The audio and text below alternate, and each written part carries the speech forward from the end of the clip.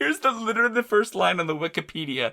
Fire Festival was a fraudulent luxury music festival founded by con artist Billy McFarland and rapper Ja Rule. Wow. Yep. That's a hell of a first sentence.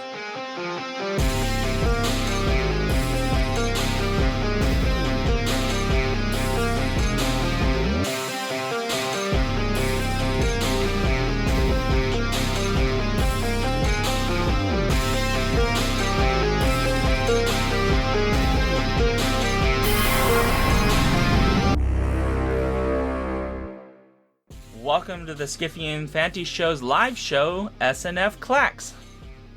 I realize we don't have a tagline. Do you have a tagline? I don't. I'm sorry. Alright. Well, okay, we'll just make one up on the fly. Conventions. Oh no, it's conventions. That's what we'll call the tagline. It's not very good. I had 3 seconds to come up with it. I'm Sean. And I'm Trish. And today we're going to talk about a listener question that came in that was about conventions. We're going to talk about conventions change and some things that are kind of going on in the convention world, just our thoughts on that subject. But also, if listeners live at the moment on our Twitch channel have any thoughts, we will, of course, share those, but also take your questions. If you have any odd, strange questions, if you want to ask us about movies or whatever, I happen to have seen a couple recently. So yeah, there's that. All right, and as always, please share your comments with us if you catch this later. Share your comments about this and past episodes at skiffyandfanty.com/listener suggestions. Some of those questions might get discussed right here on a future SNF Clacks or our Speculative Dispatch podcast. Should be fun. So we got this monster sea of questions, all of which we're not going to be able to answer. Some of them are specific to WizCon, which Trish and I off podcast talked about briefly, that we really don't know enough about the situation to speak with any authority to it, but we can talk about the more general questions, which I'll just read kind of those general questions so we have a baseline of where we're coming from. It starts with this from a listener, I don't know who it is, but one of our listeners who said, how are cons doing? Which ones are thriving? Are any, quote, better than ever? What is working or is initially promising in 2023 and moving forward? Which are failing? Is there any transparent discussion about why other than the pandemic? And those are kind of the main questions we'll probably have some thoughts on. And I know that Trish had some immediate thoughts. I happen to be going to a convention that I will have thoughts about in about a couple of weeks here. But I want to start with you, Trish. What are some immediate thoughts that come to your mind about what you're thinking with conventions and how they're weathering the world now? Well, my most immediate thought is that I am not doing conventions unless they are vaccination proof required and masks required. And anyone who just says we strongly encourage wearing masks might as well be saying, you don't have to wear masks. And anyone who says we encourage vaccinations might as well say we don't care. Because the only way it can be an environment that I trust is if those things are required. And so I'm just not doing any more cons, except virtual ones. And cons that require them. I had a very good time in February at Capricorn, which required the things that I require to feel safe. And I understand that 4th Street Fantasy, which happened recently in Minneapolis, required the same things. And those were, that was apparently also a fun con. I don't know what their membership what the attendance was in comparison to other years. But that's where I stand, and I know that EasterCon, for example, in Britain, earlier this year, this spring, I think it was April, they did one of those wishy-washy, we encourage safety, and they had something of a spreader event. And I know that the lack of safety protocols for Gen Con have discouraged some people, like me, for example. That crossed that off my list immediately, and it was a discourager for other people. some people are still going. I think their attendance is going to be fine this year, but what you're getting is you are screening for audiences that don't care as much about safety or who have given up or whatever. Yeah. I'm not into that. I, so far, have kept COVID-free. I want to continue keeping COVID-free, not risking long COVID, especially. And I know some people get COVID and recover and life goes on for them, but some people do not. And I can't afford to be bedridden, and my household can't either. So that is totally fair. The only thing I will say about COVID, I can't speak to your specific health situation exactly, Trish, because you would know your health situation. I did get COVID last year when my mother visited and she brought it. Thankfully, just me and my mom got it. We both, I mean, it was a pretty bad cold, but not that bad, but I still took Paxlovid because I was just like, I'm asthmatic. I'm feeling like I'm getting worse. I'm not going to risk it. And I will say, like, whatever the hell Paxlovid has in it is amazing. Because it really did, for me, just for me, I would just speak for me, it cut the symptoms down. Like, within about 36 hours, I went from pretty sick to, you know, that when you get a cold and then, like, you're over the cold, but you're like, there's like there's taking the bodies out. Yeah, you don't feel 100% for a while after you stop coughing and stuff. Yeah, so I will say that I found, maybe they've come up with better stuff to help reduce that, but again, the idea is to avoid catching. I don't want it again. I never want to catch it again. I mean, the risk is not worth it. I will say I'm in agreement broadly. I think I may be a slightly more lax on the mask part, but only because some of the conventions I've gone to have had many open air spaces. I don't mean like inside buildings, like literally there's like a pool and buttloads of room. And there's just a little bit more of that at some of the events. So like ICFA, which is not a traditional convention, has had that. And so if I just don't want to be like in a room full of people who aren't masked, I'll just go outside by the pool and just sit in a chair. Mm-hmm. But I mean, I don't think you're disagreeing with that part. It's more like those confined spaces we have, and some conventions are very packed. Yeah, and something that may change my mind a bit in the future is that the CDC recently released recommendations for filtration systems for inside businesses and hotels and convention centers and stuff like that. Recommended that, all public spaces like that use filtration systems that exchange the air at least 5 times per hour. And I was listening to what is it? Octothorpe? Octothorpe, yeah. Yeah, recently, and they were comparing that with British requirements. Now, the CDC thing is just a recommendation.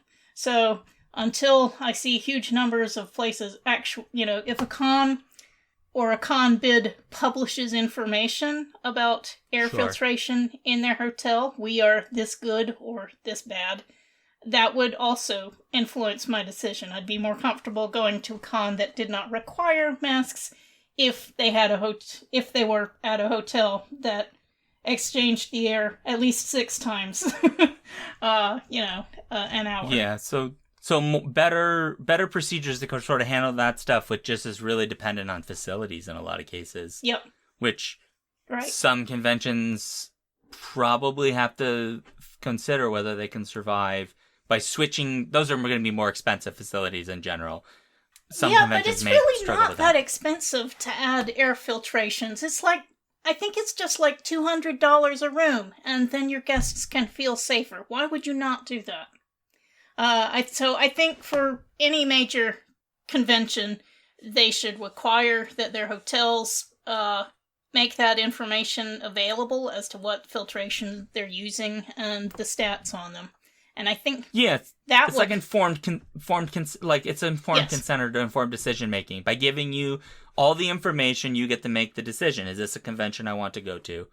Yeah, I think that is totally fair. I know that COVID isn't the only thing we have to be concerned with. Sure. I mean, I don't want to get Legionnaire's disease or hepatitis or anything else, E. coli. But, it's... But COVID has changed the dynamic a bit of, like, conventions do need to be more considerate of, you're shoving a bunch of people in a room, in a bunch of different rooms. Like, we can take some small steps that can help reduce spreading of anything. Like, everyone remembers con crud. Yeah. Before COVID, right? Where, like, what we meant was you caught some virus while you were there, usually a cold, and you just felt like crap for a week, and then you were fine. And you just lived with it. That was just what you were going to get when you went to a con. Yeah.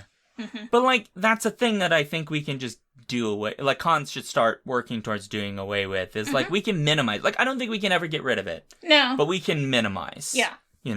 Like, even just, like, the regular... I don't want a cold either.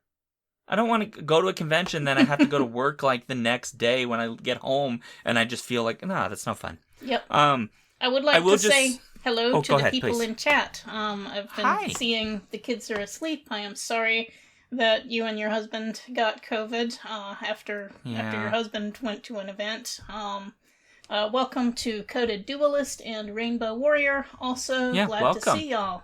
If you missed our beginning... we're answering one kind of big idea reader question, but we're also happy to interact with people in chat and talk. Absolutely. If y'all have questions. Yeah, and I do see Rainbow Warrior raised a pretty big question that I don't think we can address, but I did want to acknowledge it, which is the question about religious exemption. That is sort of more political than I think we want to get, but I'm happy to talk to you. Rainbow Warrior, I'm happy to talk to you, or I'm sure Trish would be reasonably willing to talk about how we deal with that in this particular thing. But I did want to acknowledge that you did ask that, and that is obviously a pretty big concern. I did want to mention that I will be at Convergence coming up here the week after next, which is the July 4th weekend, basically, which is in Minneapolis. It's pretty heavily. MediaCon has a literature track. They still have a COVID policy. They ran last year, to my knowledge. They ran successfully. They ran a virtual thing the preceding year because they really couldn't run a convention. And so they had a dead year, I think, for COVID, and then a virtual year, and then they came back in 2022. I actually missed that one because I got COVID from my mom. Thanks, Mom. Love you. But I will say they're pretty aggressive about it, in terms of just making sure you're not bringing anything in on purpose. And while it sucks that I wasn't able to go last year, they were following CDC guidelines at the time I got it. It was fine. And I will say that while I have not been to this Convergence continues to be pretty successful. A lot of bodies, relatively low numbers, as I recall last year, which for COVID, they continue to make money doing what they do, which I think is fairly effective. I think it's also that Convergence has not ignored the issue in the real world, but have also tried to figure out how do we continue to move forward, because they're not primarily a virtual con, which I think is a question we might want to talk about, which is some cons began as virtual and probably will stay there. I was thinking like Right Hive, and there are a couple of other ones. FIA was one, but they unfortunately stopped. But some cons went temporarily virtual and then stopped. Convergence is one where they never promised they were going to be a hybrid or a virtual con. And then there was a Worldcon, which has, up till this year, either been totally virtual or hybrid, to varying degrees of success depending on your perspective. And I suspect Trish and I probably share the same view on this, which is, while probably not every con will be virtual because, or at least hybrid, more cons need to be. And frankly, not enough of them are sticking to that plan. Some of them are abandoning their hybrid format, or they're just giving it short shrift, as it were.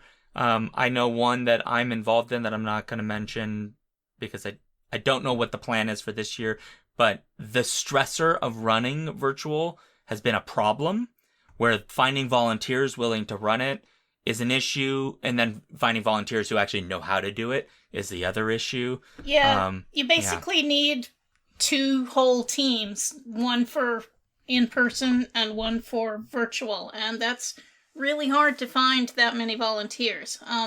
I will say, ChiCon, I think, had a really good virtual program, or at least, I heard from, I was on one virtual panel, and I heard good things from people who watched other virtual panels. Those seem to run reasonably smoothly.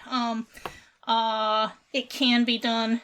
Doing an actual hybrid panel, where you have some live and some people on monitors, is almost impossible to do well. I don't recommend that, but having 2 basic tracks, one live in person and one online, I think really for a Worldcon, you almost have to start doing that every year, because otherwise it's not going to be a Worldcon. It's going to be a whoever can fly halfway around the world every year con.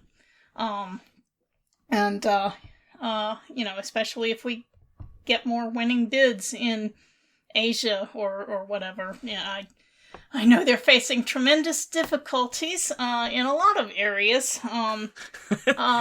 Really? Yes. What could have given you that impression? Yes. Speaking of which, if we're ready for a little segue, please. The Chengdu has tweeted out on June 22nd that we are looking at the end of June to release the finalist list for the 2023 Hugo Awards nomination. Currently, they are contacting individuals to confirm acceptance of the nomination. Their original pledge, I think, was in May, and so they've slipped quite a bit, but since the con isn't until, I think, October now, that still gives a reasonable amount of time to read Assuming stuff. they meet this new deadline. Assuming they meet the new deadline. Yeah. And I understand, it's also presenting a lot of challenges for nominations being made in more languages than they used to be, or a lot more nominations coming in not English, and how do you compare and make sure that, what they nominate is the same.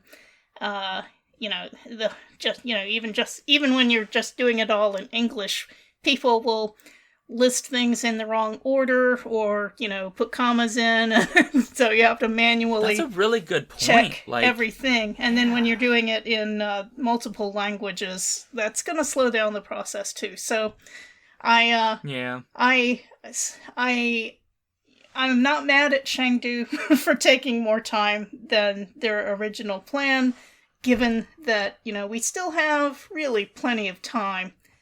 I am very eager to see the lists, though. I'm very, very curious to see how many things we're going to be asked to read that are not in English at all. You can nominate a Chinese language book, and how many, or whatever.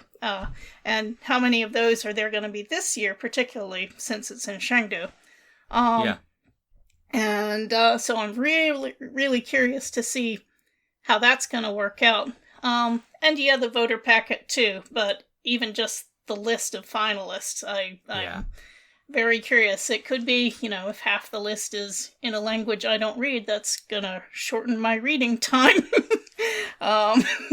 This is a question that came up for me. Is there's now some rumors circulating. I have no name, so I can't tell you what the rumors pertain to, but there are rumors circulating among English language fandom that I'm aware of that some people have been contacted.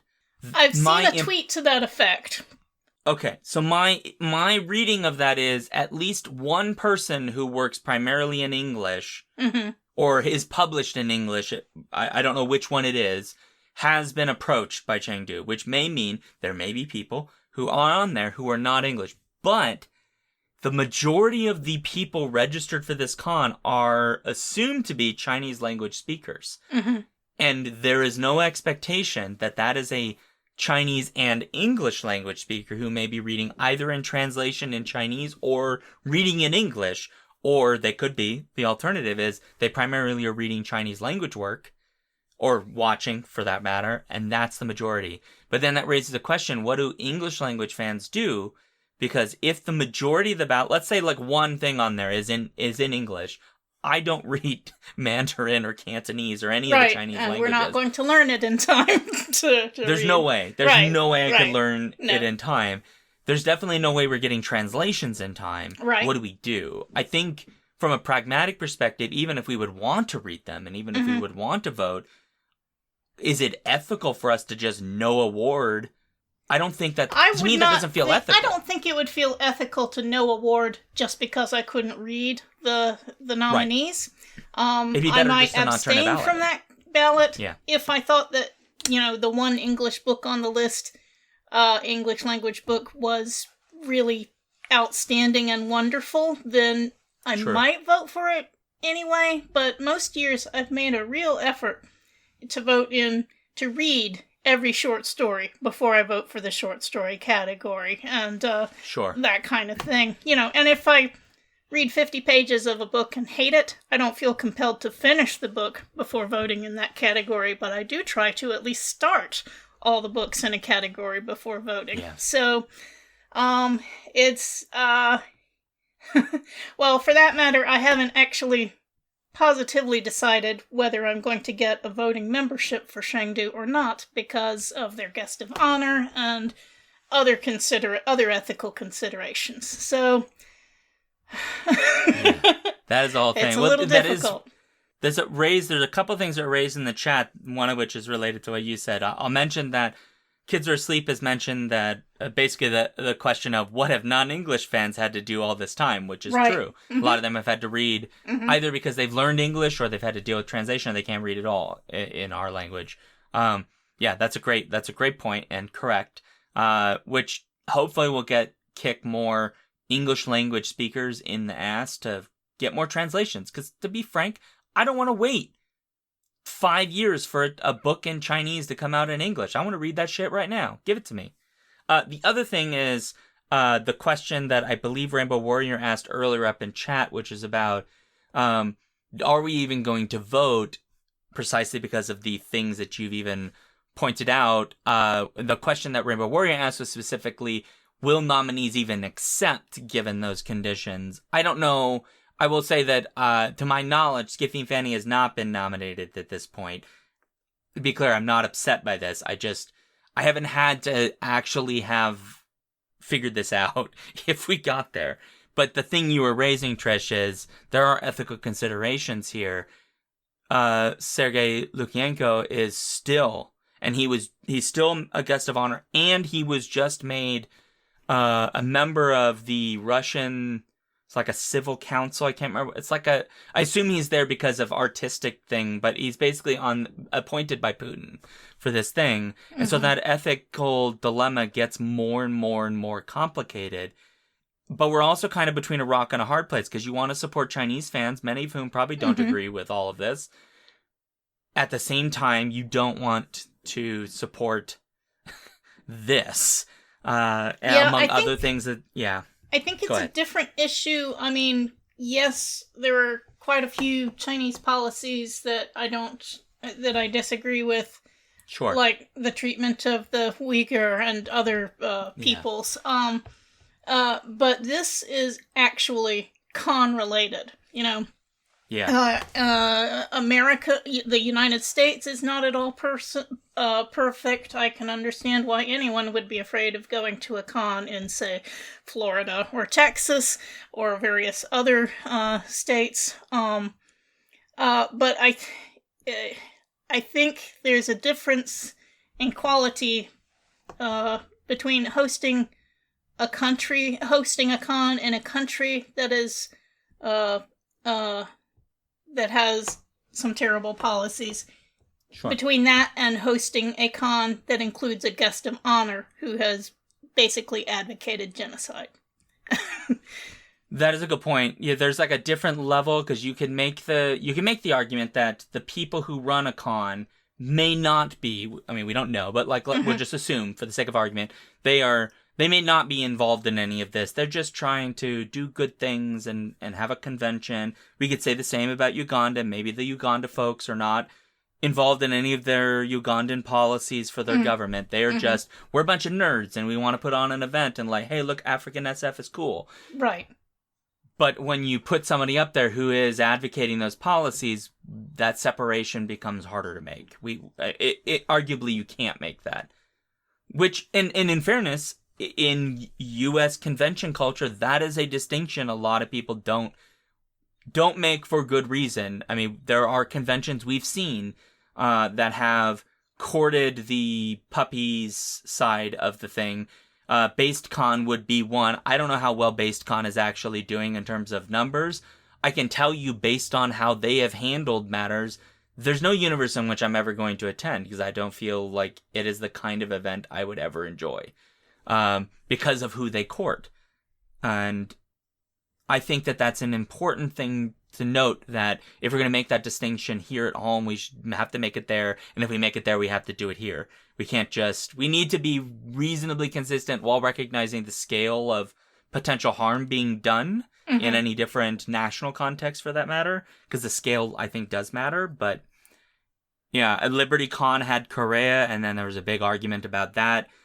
The thing is, like, the question that led us here was a question about whether or not any of these cons are failing, and I'm not aware that any of them are failing, but being able to be a small-sized convention that courts a very specific group of people, that's not a large number, and you can be successful, but whether or not you're having a large impact is a bigger question to that.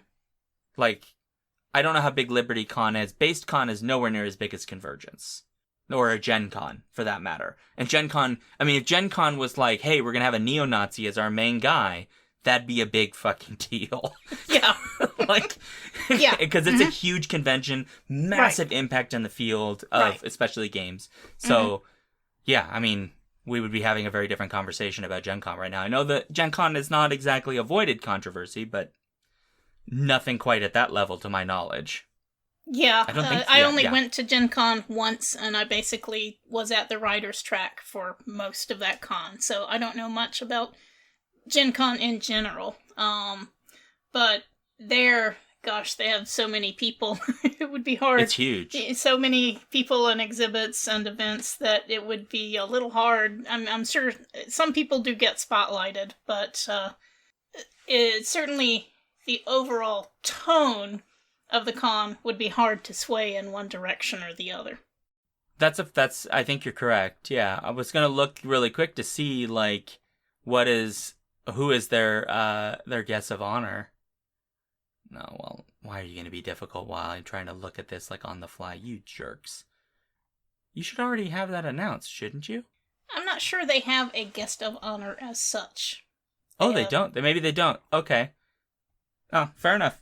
Yeah. I mean, I think part of the question, to get us back to, like, the general, all the big cons, most of them, are succeeding. So far as I know, I can't think of any. Well, I know there's been problems with WizCon year to year, but I don't know enough about the situation to comment on it at all. Well, Stephen Geigen Miller just dropped this in the chat, and this might change our opinion. Disney, Marvel Studios, Lucasfilm, HBO, Sony, Universal, and Netflix are, according to what has dropped down or word is making rounds, they are passing on Comic-Con this year. Wow. That's huge. I don't know. I mean, SDCC will probably be fine, but that's gotta cause a big hit because those big cons, most of them are media centered. Right, with like the exception, I guess Gen Con's very big, but it's not necessarily, it's very game centered, which is its own kind of niche. But like San Diego, all the Comic Cons are incredibly media focused. They are not actually about comics anymore. If almost all of the major production companies are not airing panels or doing any things there, does that have a big hit? Are they able to adjust accordingly? Or do they just be like, we'll just bring all the other studios in? I mean, to be fair, there's a writer's strike going on, so that might be a factor here, but... Yeah, is that, they're taking a pass on Comic-Con this year, so is that, like, from mid-2023 to mid-2024, or what does this year mean? I'm curious. Well, I'm guessing the main event is what they've taken a pass on, the main Comic-Con itself, at San Diego, which is the primary one. Okay. I don't remember when that is. And I do see that The Kids Are Asleep has mentioned that E3 did die. Okay. Which is true. And E3 stated in public that the reason was basically like lack of interest. And Right. We're getting some stuff about this is due to the writer's strike, and that makes perfect sense. Sorry, not the writer's strike, but expectations of an actor's strike to follow the writers or to be concurrent with the writer's strike. Oh, yeah. And that makes a lot of sense. If they can't send their talent out to the cons, no use sending their marketing people too. Yeah, because who's going to care about, like, your production assistant or, like, the assistant of the CEO? Like, nobody gives a shit. Like, no offense, guy who's the assistant to the assistant of the CEO of the production company, but nobody knows who you are. That feels mean to say, but it is kind of true. It's not what draws the lines that wrap around the block. That is a fair point. Yeah, so that would be a factor. The big question would be, what is SDCC and any of the other Comic-Cons that might have this? What do they do? I mean, they're pretty big, so I don't know that they're necessarily going to fail. But this goes to the question we were asked by this listener. We don't know how they're going to weather this, but we've seen how other cons have weathered all kinds of problems, from introducing hybrid tracks or changing the types of panels that they offer, or approaching different guests of honor. SDCC is a little different than that, but yeah, I don't know. It'll be interesting to see. I'm sure they'll be fine, and they're big enough. Then again, maybe they'll just be like what's the big party that was on an island, Firefest or whatever. Was it Ja Rule? Who was the rapper involved in that? Oh, it was Firefest, right? It was Firefest, yes, but Fire Festival with, which is not related at all to fire. Not related, no. But here's literally the first line on the Wikipedia: Fire Festival was a fraudulent luxury music festival founded by con artist Billy McFarland and rapper Ja Rule. Wow. Yep. That's a hell of a first sentence. Oh man. Apparently, I just want to note, this is completely unrelated to panels, but apparently 50 Cent trolls Ja Rule constantly. Apparently, I was reading a story, or watching a video of him saying that he found out that Ja Rule was having a concert in, like, wherever he happened to be, and how the tickets were like $15, really cheap. So he bought the first 4 rows and then didn't come. So these empty rows, and I'm like, wow. Oh, dang. That's so mean. But in any case, yeah, so I don't think SDCC is going to go down that route, but yeah, I don't know. Like, it's hard to say. There's so many conventions to know which ones have really failed. I will say, like, a lot of the small ones are really struggling, because finding people who, to be frank, conventions have had this problem pre-COVID, which was certain conventions skew extremely old. And I don't know if people understand how aging works, but eventually you can't age anymore because you just stop living. And while that's sad, and all that, and a lot of these fans have been around for like 60 plus years, and it's really sad that we're losing all of that wisdom and knowledge. You have to still court younger people. You have to get more bodies to come to your con, and what younger people are interested in is not always necessarily what older people are interested in. Right.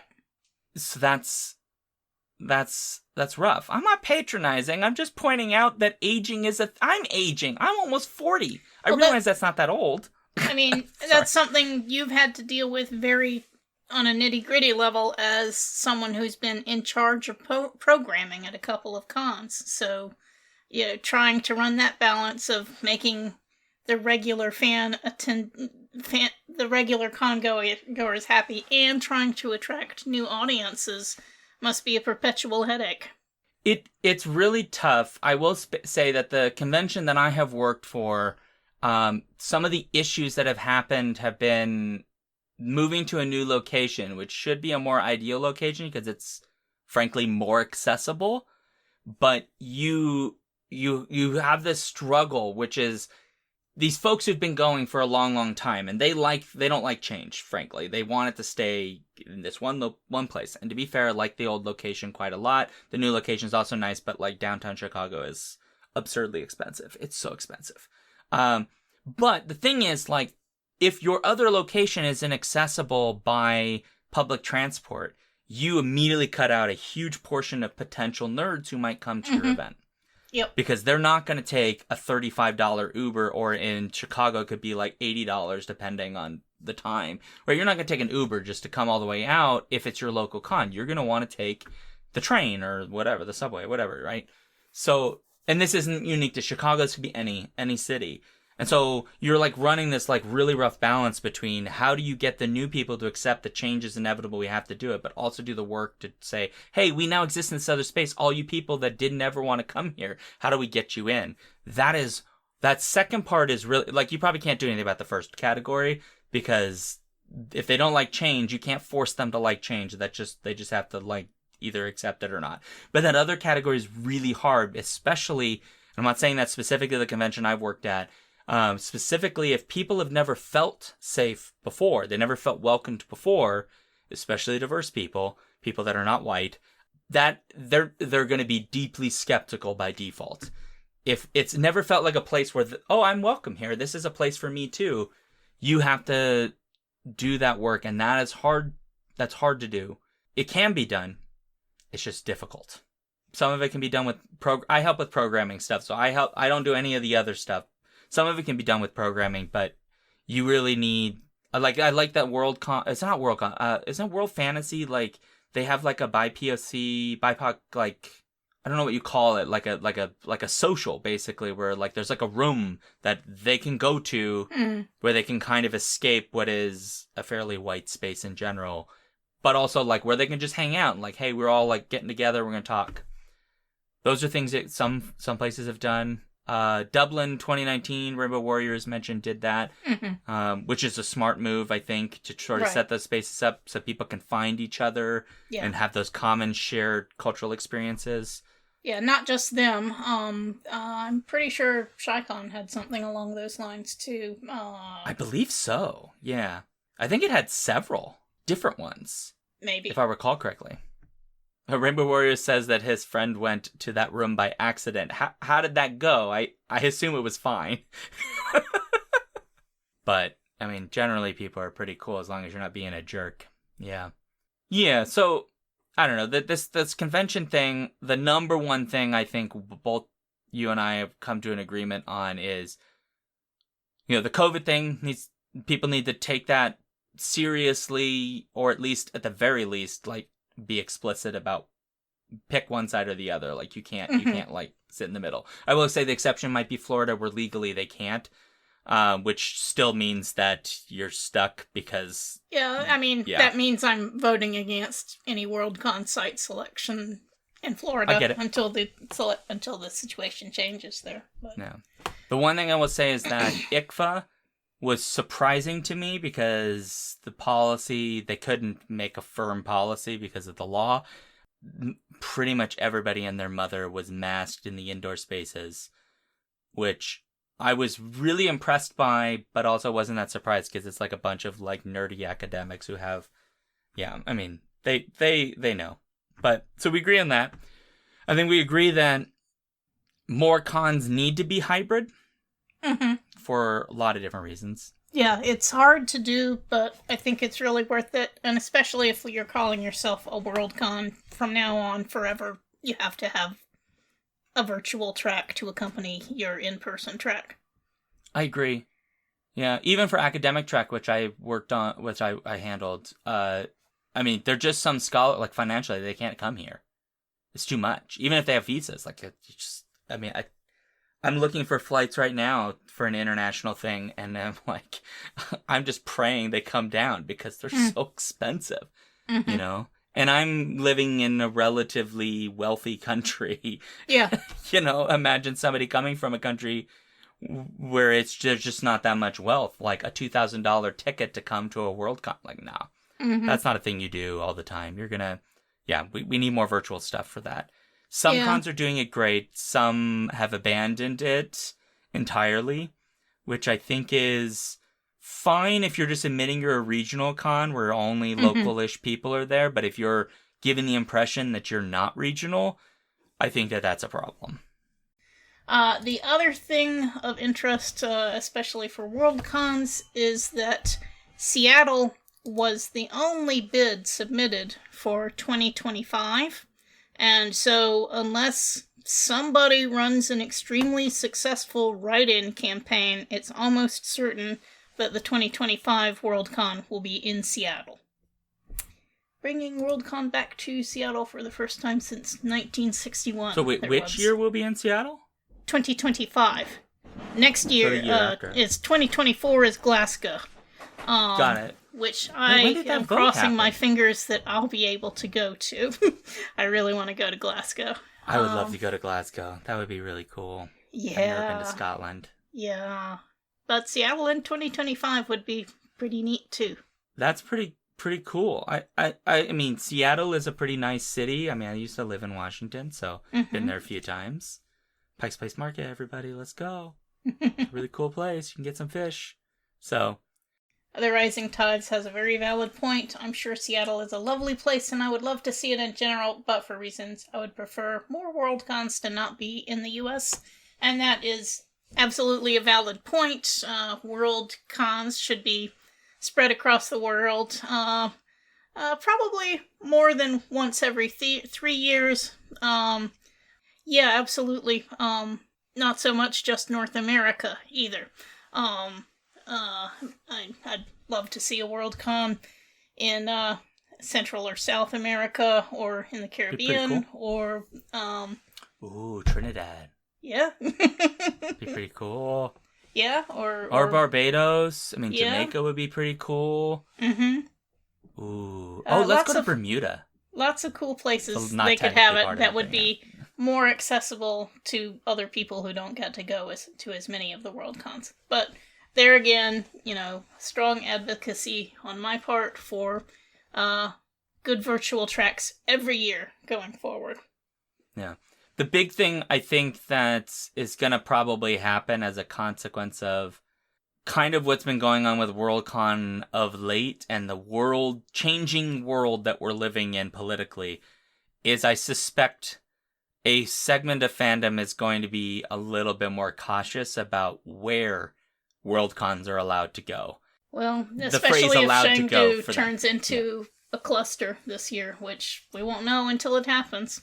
Yeah, this is my concern because I know that there are lots of really cool places that it would be awesome for there to be a Worldcon, but the biggest question's going to be, are those places actually safe for attendees in the broadest spectrum? Indeed. And that is a hard question to answer, especially because the political situation in a variety of countries has actually changed substantially just in the last 6 months, including in parts of the United States dramatically. Yep. Dramatically. Absolutely. Dramatically. Yeah. Like, if a Worldcon was, and I will speak to this, I don't know if this is an effect for Trish, whether or not you can speak to it, but like, if there was a Worldcon bid for Florida or Texas, I would 100% not go.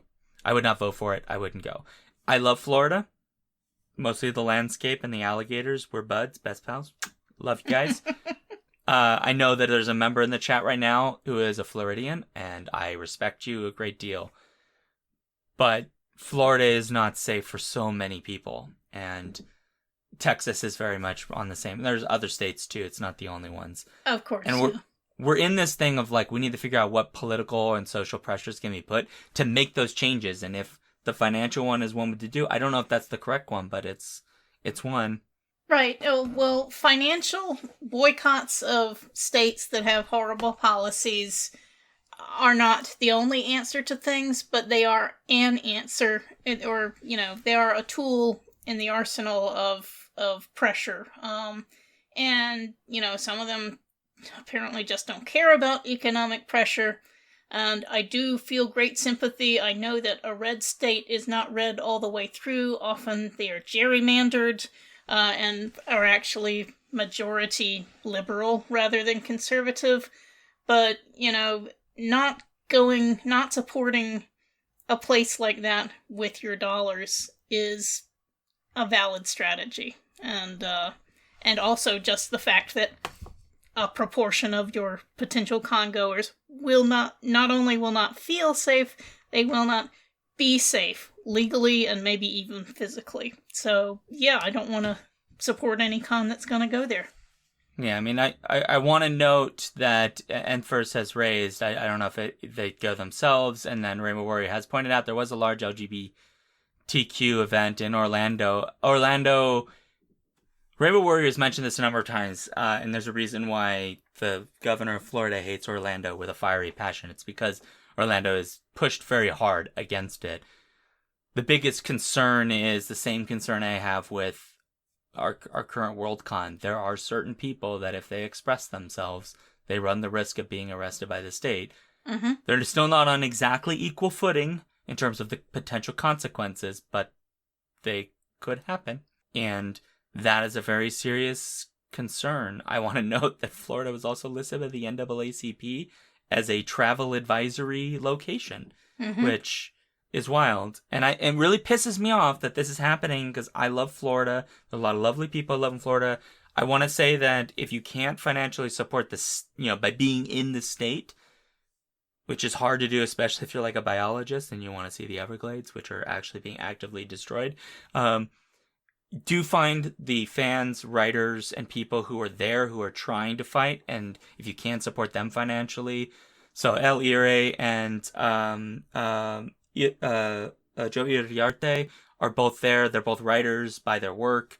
There are others there. Sarah Nicholas is there, and there's a bunch of other folks. Financially support those people because they're trying to fight, and it's hard for us, like in other states, to help them, except by helping buy them coffee. Is really what I'm saying. But yeah, I do know that, and this may be the last thing we have to talk about, but Rising Tides raised it, and I'll let you speak to this, Trish.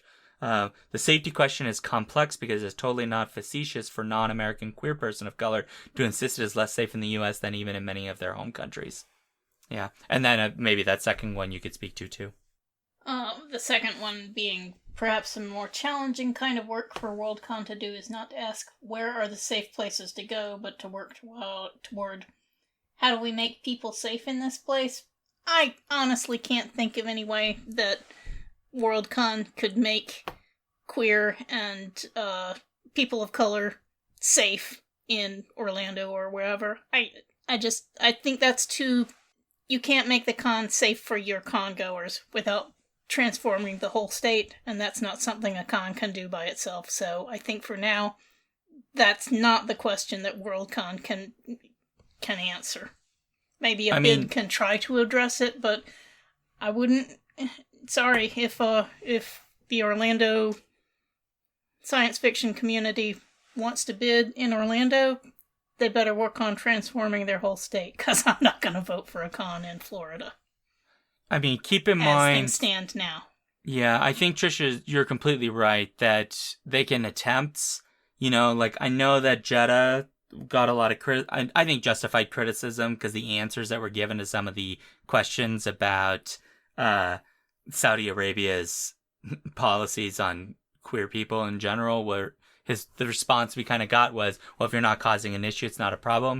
And it's like, but that's not an answer to the question of, but what if you get nabbed by the system and then you're punished accordingly? And I do want to note that the United States has many places, not all states in the U.S., I want to say that are not exactly like this, but some places where there are some very severe laws, especially against LGBTQIA plus folks.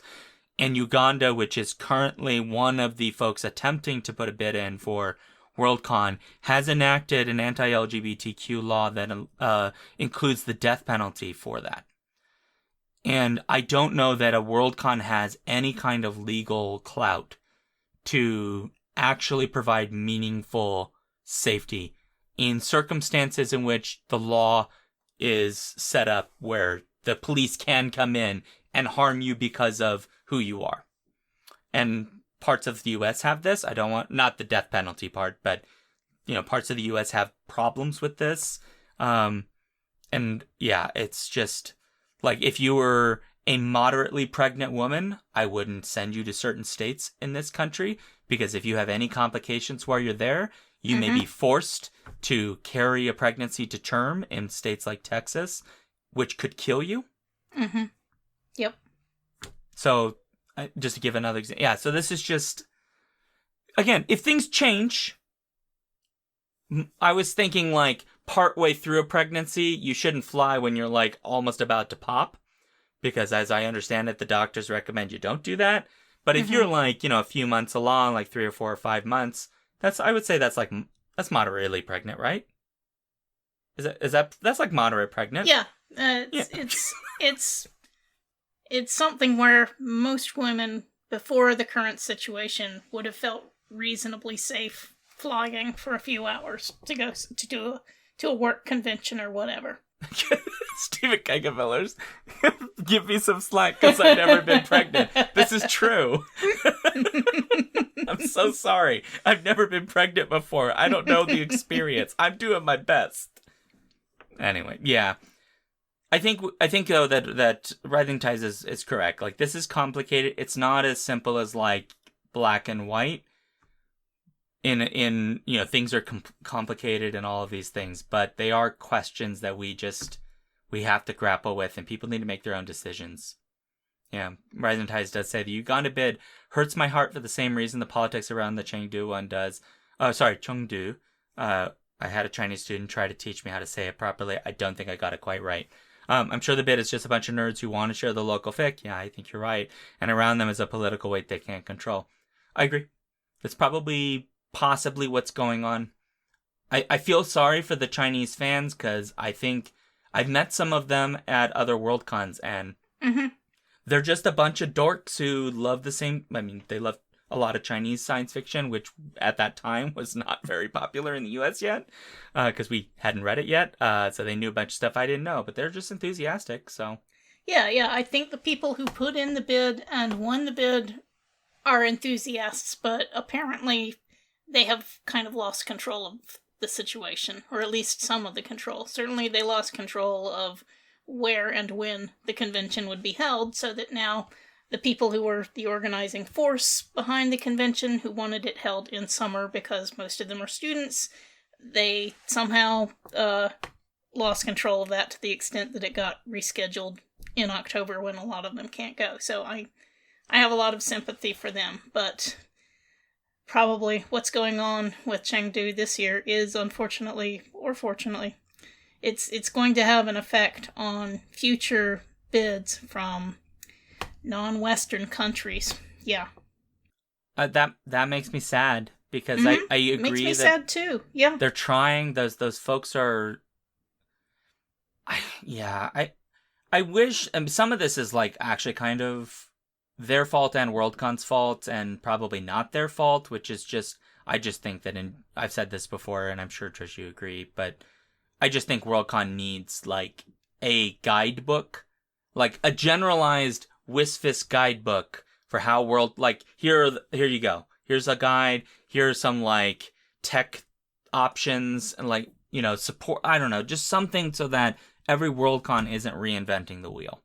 And I get that they all want to do it. I understand. I work for ShyCon, and I understand the politics of it and the social, like, everybody kind of wants to do their own thing, and they have their own procedures, but the consequence of this is when a group comes in and they're trying to do X, but then they have Y and Z and elemental P falling on them, it just it just muddies the water and makes it harder to do. And we're seeing, I think, the consequences. Whatever is affecting their ability to run this con, I don't think it's entirely incompetence. Some of it might be they're just not familiar, and some of it is just there are things going on that we don't have any knowledge of, and they're probably not going to say.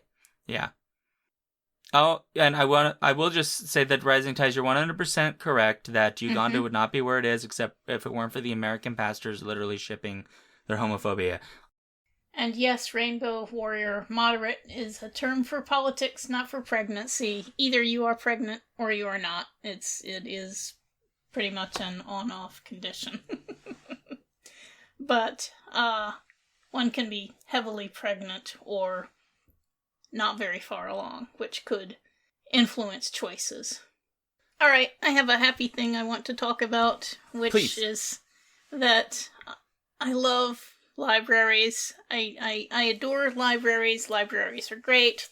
People who are attacking libraries are insane and bad people, probably arguing in bad faith, but anyway, they are bad in the head.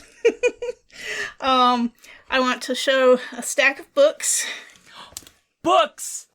Oh my gosh, it's a whole ass stack of books. I do have a little problem, which is that when I go to the library to turn a book in, I usually come back out with 3 or 4 or so books. Trisha's trying to hold this massive stack of books up.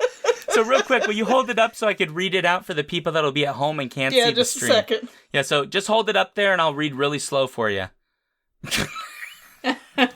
So we've got a book called The Hopkins Manuscript, To Kill a Unicorn by D.C. Palter. I can't see the other one. Bloodshot by Sherry Priest. Is that Sherry Priest? Uh-huh. Yep. City of Last Changes by Adrian Tchaikovsky. The Sorcerer of Pyongyang. John Sanford. A book by John Sanford. I'm not sure. Something. It's a murder mystery. It's not science fiction. Okay, then Children of Memory by Adrian Tchaikovsky. And The World We Make. World We Make by N.K. Jemisin. Right. And these are all, at my local library, which is great. And one of the things that's really great is that, yes, I can follow, a lot of those are following authors that I really, already am fans of. But, like the, what is this? The Sorcerer of Pyongyang is something that I just came across in the new releases, and it looks awfully adorable, by Marcel Thoreau. It's about some kid in North Korea who somehow comes across a Dungeons and Dragons manual, and he is trying to He's telling lies to librarians to get access to English language books so he can translate this and play the game. And yeah, I don't know, maybe it doesn't have a happy ending, but it's this is something I would never have run across in just from a Google search or whatever. And it just looks great, and the discoverability of libraries.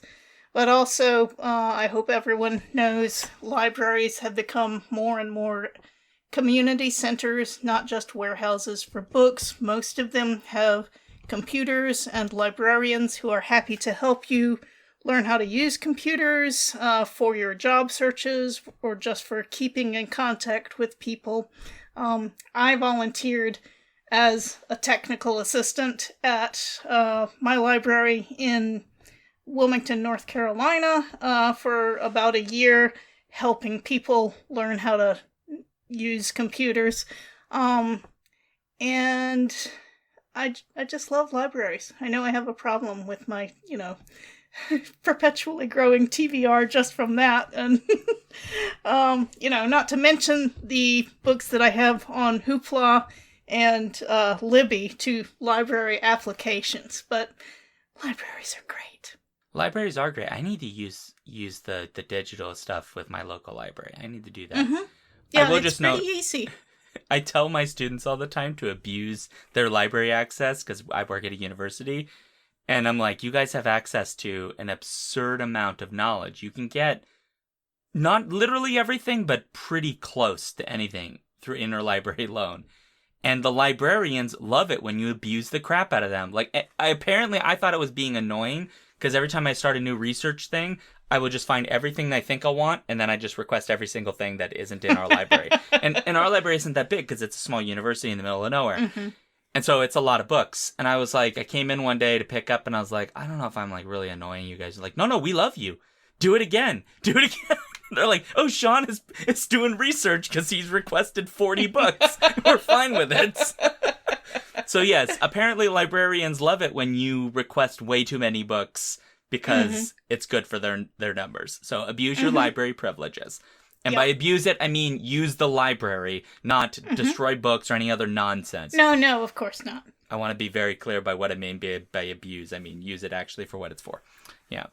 No, Well, absolutely. Stats like that, visitor usage and virtual usage, those are things that come up in county budget talks. I know because I've covered county budget meetings as a reporter. Usage of libraries absolutely comes into play with arguments about funding and budgets and stuff. So, absolutely, remember to use your libraries, folks. Yep, please do. Keep in mind, almost every library I think every library at this point has access to ebooks. Mm-hmm. They have a number of different programs. You can get ebooks. And if you're just like, I'm interested in this, but I'm not sure if I want to check it out anyway. Just do it. Because maybe you won't like it, maybe you'll love it, maybe you won't even read it. Doesn't matter. The numbers are more important. And now you've got this book, and maybe it'll make you read more. I mean, Americans need to read more. Everybody in the world needs to read more. Read more books. Spend less time on Twitter. It's awful. Oh, the rising tides. Last thing we'll say, and then we will close out. Since the future of the U.S. looks more and more like the plot of the manga The Library War, supporting it is literally a duty. That is correct. All right, folks, so we're going to wind off. This is the end of the podcast part of it. I'd like to let folks know again that if you have any other questions you'd like us to cover, you have a thought that we didn't get a chance to cover, you want to extend a thought to us, skiffyandfanny.com/listener suggestions is the place to go. We will answer questions. You do not need to give us your name, although if you'd like us to mention you, you can. If you'd like to find us in all the places, we're at Skiffy and Fanty on most social media sites, including Twitch. You can just look us up at Skiffy and Fanny. You can find our link tree at linktr.ee/SkiffyandFanny, which has all our socials, Twitter, Mastodon, etc. We have a newsletter, which is run by Stephen Geigen Miller, who's in the live chat at the moment because Stephen is beautiful. That's at skiffyandfanty.com/newsletter for all the updates about us. You also can support this show at patreon.com/skiffyandfanty. And by giving us reviews on iTunes, Spotify doesn't do reviews. You can leave comments there. iTunes, CastBox, Podchaser, Good Pods HQ, all of those places, please give us a review. Let us know. For me, I'm at SeanDuke.net, Alphabet Streams on Twitch. I'm there Tuesday and Thursdays at 7. I'm at patreon.com/thejoyfactory. And I also have lots of social things if you go to my link tree at /SeanDuke. And I do a thing called The Histories, which is really fun and is adorable. And I owe a thing for somebody, I believe, that is currently in chat, I believe. Anyway. No, I don't. No, I've done it for everybody. Everybody's got one. Even you've got one. Didn't I do yours, Trish? Did I not do it yet? No, you haven't done a history for me. Nope. Oh, it's coming. As for me, you can still find me for probably a limited amount of time on Twitter at PEMatson, on Mastodon, probably longer, at TrishyM at newsy.social, or on my blog, which I sometimes update, at www.whatsthewordnow.blogspot.com. Perfect. Well, I gotta make it awkward because this is required according to the Skiffy and Fanny bylaws that everybody signed. And so I will just note that I am actually starting a convention starting now. It is going to be known as the Trish Appreciation Convention. Wow. It'll be held in what's the name of the town? I've forgotten the name. It's in Kansas somewhere. I don't remember the town. It's in a Best Western though, so we'll be holding it there. Yeah. Mm-hmm. I'm told they have a great buffet. Look, I don't have a lot of money, Trish, so I'm sorry. This is the best I can do. I have no money. I am broke, so you get a Best Western convention that's about you. Interesting.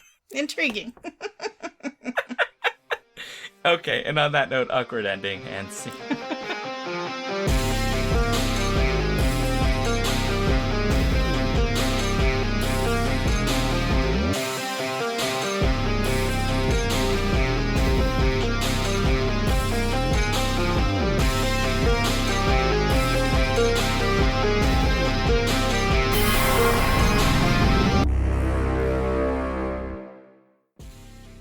If you want to support this show, you can go to patreon.com/skiffyandfanty or skiffyandfanty.com, our website, where you can get access to all of our fancy things. Our music comes from Holy Mole. You can support him and his work at patreon.com/holymole. Thank you for listening.